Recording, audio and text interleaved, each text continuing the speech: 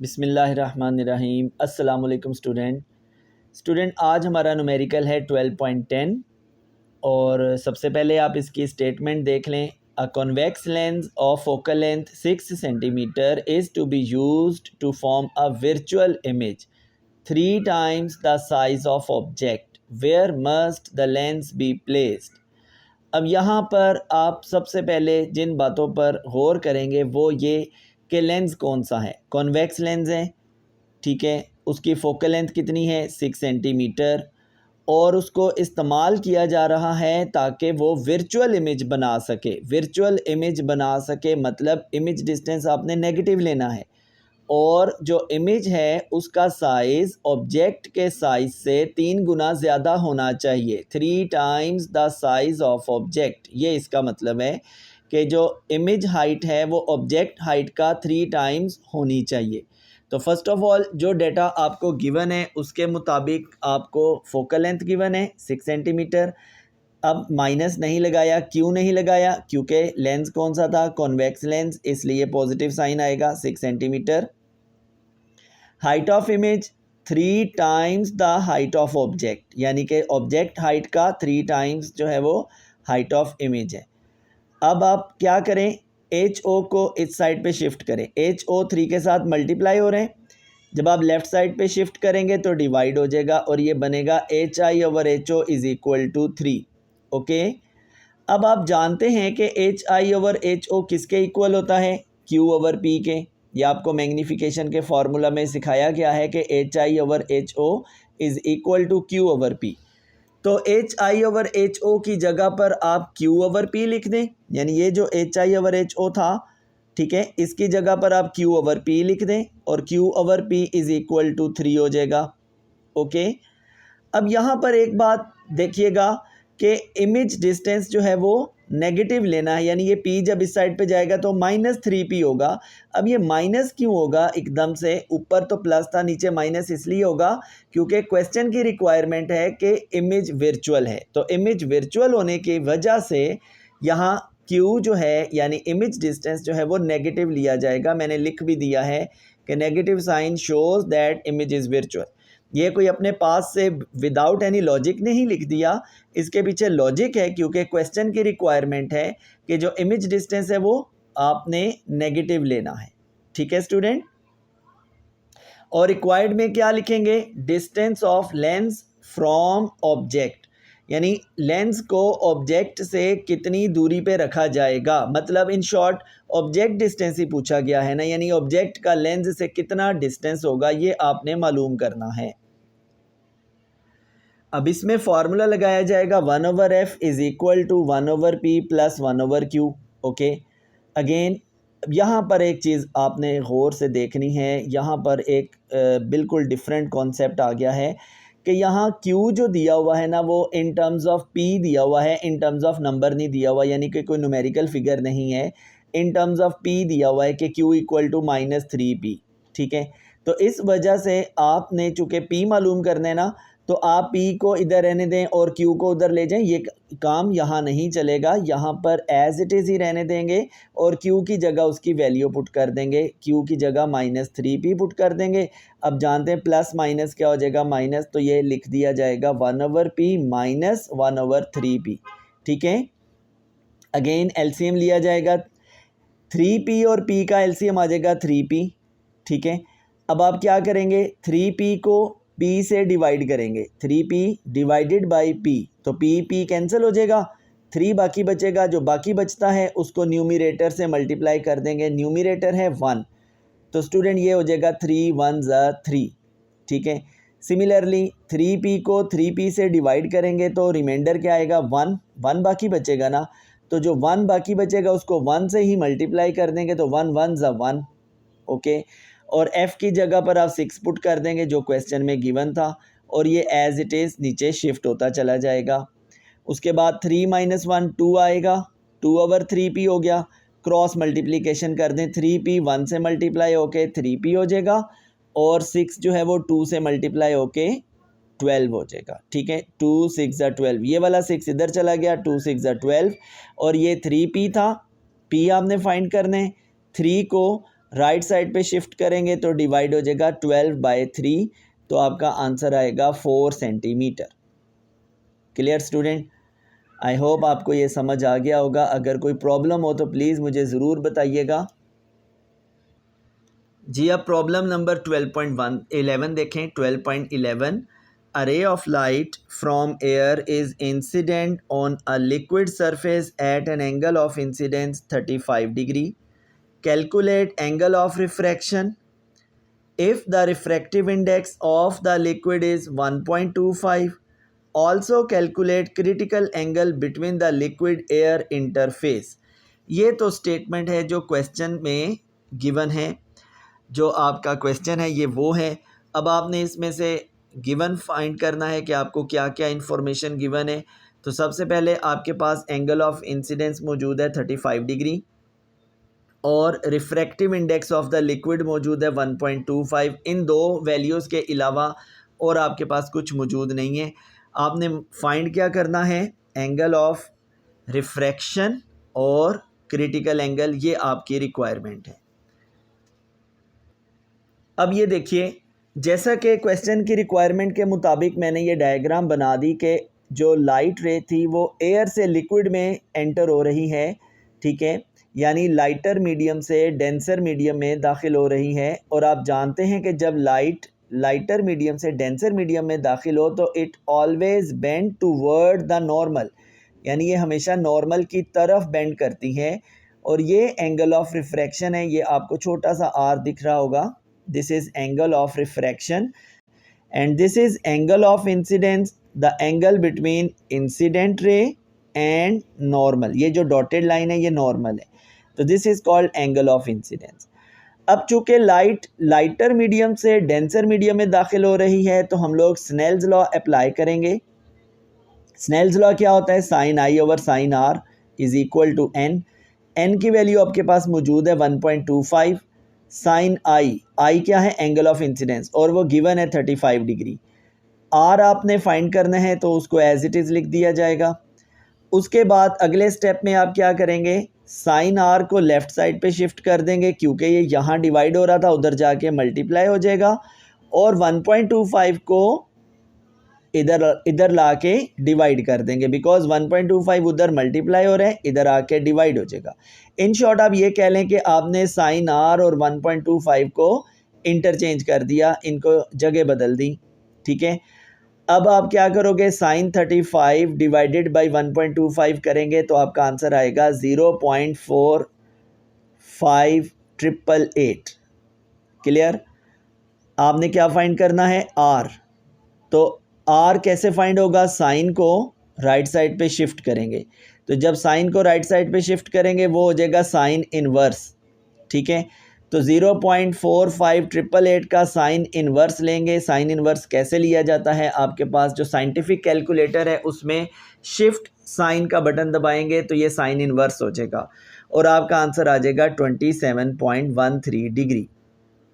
Okay student, इसके बाद आपने फाइंड करना है क्रिटिकल एंगल, जो इस क्वेश्चन की सेकंड रिक्वायरमेंट थी। Also find the critical angle. तो क्रिटिकल एंगल के लिए आपने एक फार्मूला पढ़ा हुआ है थ्योरी सेक्शन में, n is equal to 1/sin c। इसकी पूरी एक बैकग्राउंड है, ये फार्मूला कैसे आया तो वो मैं इंशाल्लाह किसी दिन थ्योरी सेक्शन का ये टॉपिक क्लियर करूँगा, उसमें फिर आपको ये फार्मूला डिराइव कर दूँगा। अभी आप जस्ट इसको मेमोराइज़ कर लें। n is equal to 1/sin c, ये आपकी बुक में मौजूद है। आपने मालूम करना है क्रिटिकल एंगल, तो n और sin c को इंटरचेंज कर दें। sin c को n की जगह पे लिख दें और n जो है वो sin c की जगह पे आ जाएगा। 1/n हो गया। 1/n, n की जगह 1.25 पुट कर दें। 1/1.25 का आंसर आएगा 0.8। और उसके बाद सेम उसी तरह क्रिटिकल एंगल फाइंड करना है। साइन को राइट साइड पे शिफ्ट करेंगे तो साइन इनवर्स हो जाएगा और साइन इनवर्स 0.8 अपने कैलकुलेटर से फाइंड करेंगे, वो आएगा 53.13 डिग्री। ओके स्टूडेंट, ये इस तरीके से आप क्रिटिकल एंगल फाइंड कर सकते हैं। जी student, last numerical of the chapter number 12.12। Power of a convex lens is 5 diopter. Okay, diopter, you know, is the power of is the unit of the power of lens. Okay, at what distance the object should be placed from the lens so that its real and 2 times larger image is formed. अब अगर इस numerical को और इससे पहले वाले numerical को compare करें तो स्टूडेंट क्या फ़र्क होगा?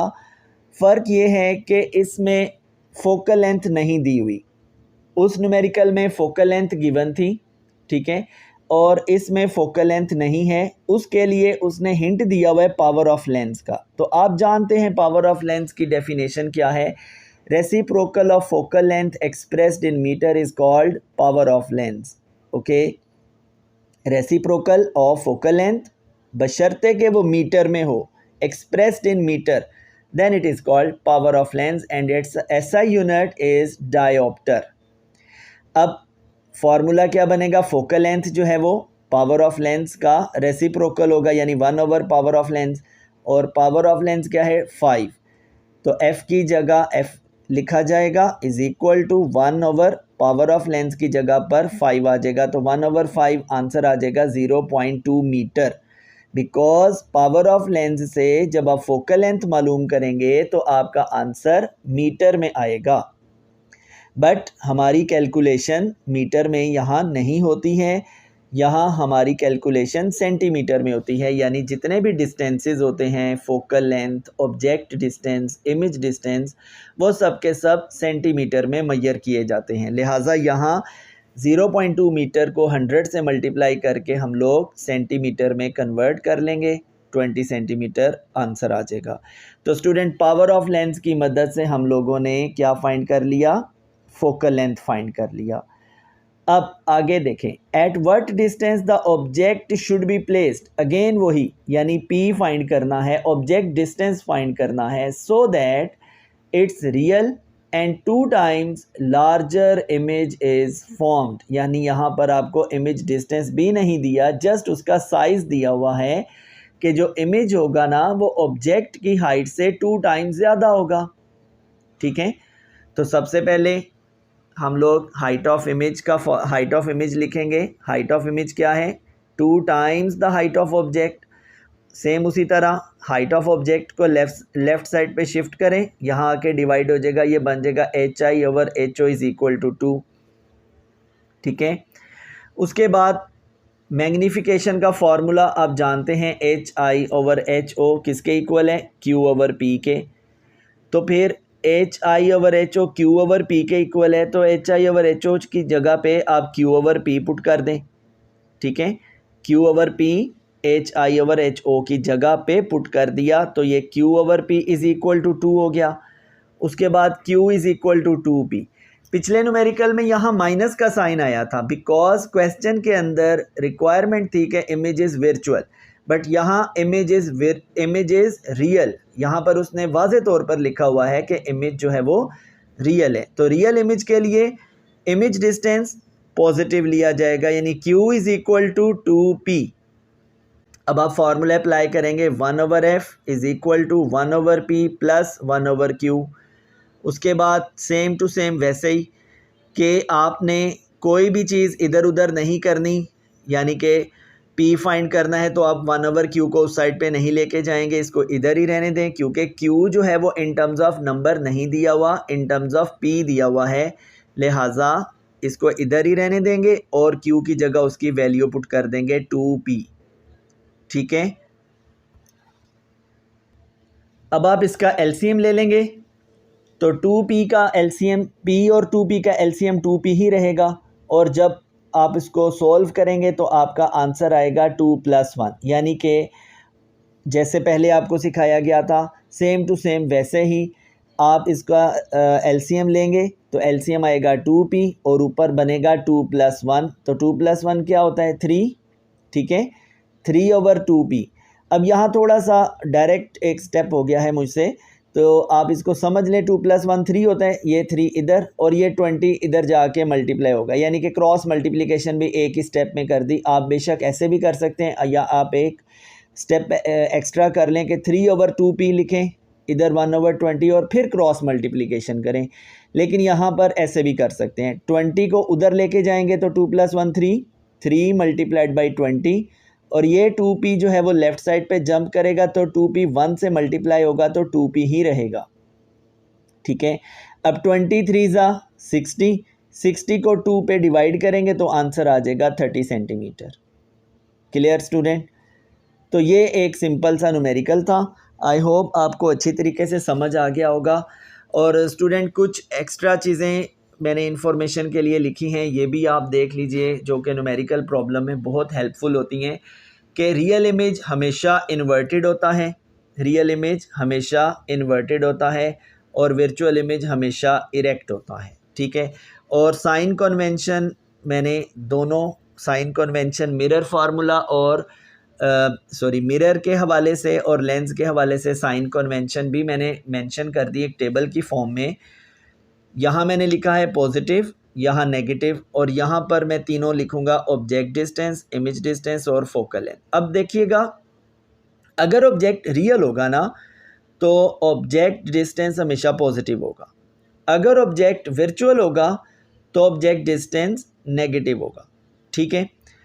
और फॉर्चुनेटली आपकी बुक में जितने भी न्यूमेरिकल हैं उसमें ऑब्जेक्ट डिस्टेंस पॉजिटिव ही है, उसमें कोई भी वर्चुअल ऑब्जेक्ट आपको नहीं दिया गया, सारे के सारे ऑब्जेक्ट रियल हैं।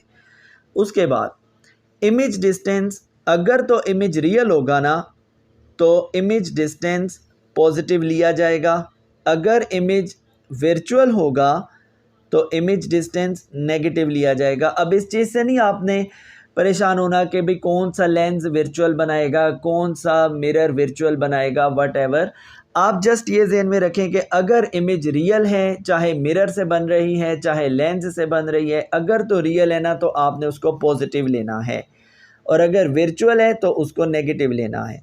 और बाज़ औक़ात न्यूमेरिकल प्रॉब्लम में वो वर्चुअल इमेज का लफ्ज़ यूज़ नहीं करता, वो कहता है बिहाइंड द मिरर, ठीक है, या on the same side of lens. अगर ये दो बातें करें तो समझें कि ये वर्चुअल इमेज की बात कर रहा है, ठीक है। अच्छा, अब आप आ जाएं फोकल लेंथ पे। अब फोकल लेंथ डिपेंड करती है मिरर या लेंस की नेचर पे। अगर तो कॉनकेव मिरर होगा ना तो उसकी फोकल लेंथ पॉजिटिव होगी, because concave mirror converging mirror बी कहलाता है। इसी तरह अगर कॉन्वेक्स लेंस होगा तो भी फोकल लेंथ पॉजिटिव ली जाएगी, बिकॉज कॉन्वेक्स लेंस भी कन्वर्जिंग लेंस कहलाता है। तो जहाँ कन्वर्जिंग का लफ्ज़ आ जाए, यानी कॉनकेव मिरर और कॉन्वेक्स लेंस दोनों कन्वर्जिंग होते हैं, तो वहाँ फोकल लेंथ आपने पॉजिटिव लेनी है। और स्टूडेंट एक चीज़, कन्वर्जिंग का मतलब होता है कि जो लाइट को एक जगह पे फोकस कर रहा है, जो लाइट को एक जगह पे इकट्ठा कर रहा है। तो जहाँ लाइट एक जगह पे रियल में इकट्ठी होंगी तो डेफिनेटली वो फोकस भी रियल होगा, ठीक है। अगर फोकस रियल होगा तो डेफिनेटली उसकी फोकल लेंथ भी पॉजिटिव होगी। अब आप देखें, अगर तो मिरर जो है वो कॉन्वेक्स मिरर है या कॉनकेव लेंस है, दोनों सूरतों में वो लाइट को डाइवर्ज करते हैं। लाइट को जब डाइवर्ज करते हैं तो वो एक जगह पर फोकस नहीं करते, बल्कि उन डाइवर्जिंग रेज ऑफ लाइट को जब आप एक्सटेंड करते हैं बैकवर्ड तो वो एक पॉइंट पे मिलती हुई महसूस होती हैं, एक्चुअली उस पॉइंट पे नहीं मिलती, ठीक है। इस वजह से उस पॉइंट को जो प्रिंसिपल फोकस होता है वो रियल में नहीं होता, हमने खुद एक्सटेंड करके बनाया होता है, इसलिए उसको वर्चुअल फोकस कहते हैं, बिकॉज वो हमारी इमेजिनेशन में होता है, वर्चुअलिटी में होता है, रियल में नहीं होता। तो जो रियल में नहीं होता, वर्चुअल होता है, उसकी फोकल लेंथ फिर डेफिनेटली आपको नेगेटिव लेनी पड़ेगी, ठीक है। जितने भी न्यूमेरिकल प्रॉब्लम होंगे उसमें फिर फोकल लेंथ नेगेटिव ली जाएगी। तो स्टूडेंट ये अगर आप समरी याद कर लें, सारे के सारे न्यूमेरिकल में ये समरी यूज़ कर लें, तो आपको ये साइन की वजह से जो आंसर गलत आते हैं बच्चों के, वो इंशाल्लाह प्रॉब्लम आपका ख़त्म हो जाएगा। आई होप आपको अच्छा सा समझ आ गया होगा। अगर कोई प्रॉब्लम हो तो प्लीज़ ज़रूर बताइएगा कमेंट सेक्शन में। Thank you so much. अल्लाह हाफिज़।